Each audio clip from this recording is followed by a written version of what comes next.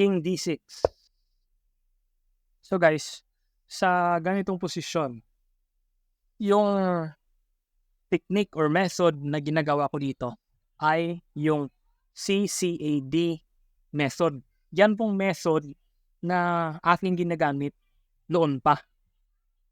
So, una, C, look for checks. Example, queen to e7 check. Hindi bagay. Diba? So, let's say queen to g6. Hindi rin. Kasi, yung king ay makapag-escape eh.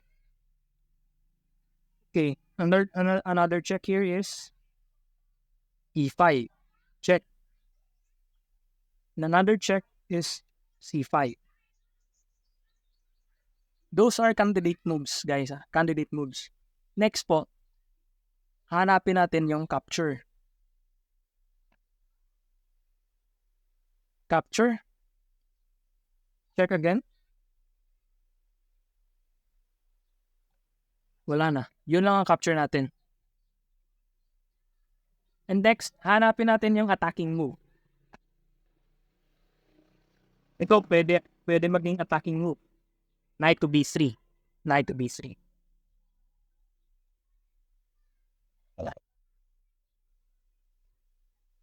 The rest, wala na. So, sa mga candidate moves na pinakita ko sa inyo, sa every move na pinakita ko, dapat may another minimum 5 moves sa every move na pinakita ko. So, ito, mag-check ako dito, more likely kakainin ng king, right?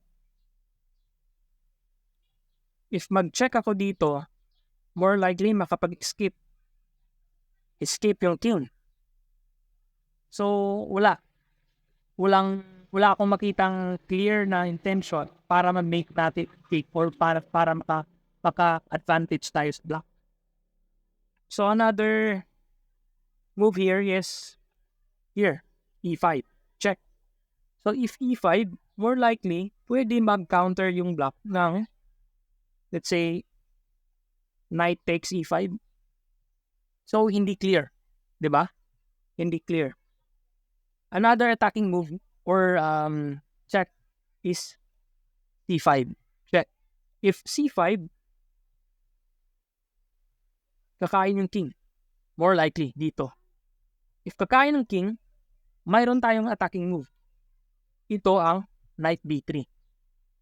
Check. Working the king and the queen. So, ito yung correct. Itong correct na move natin para sa game na to.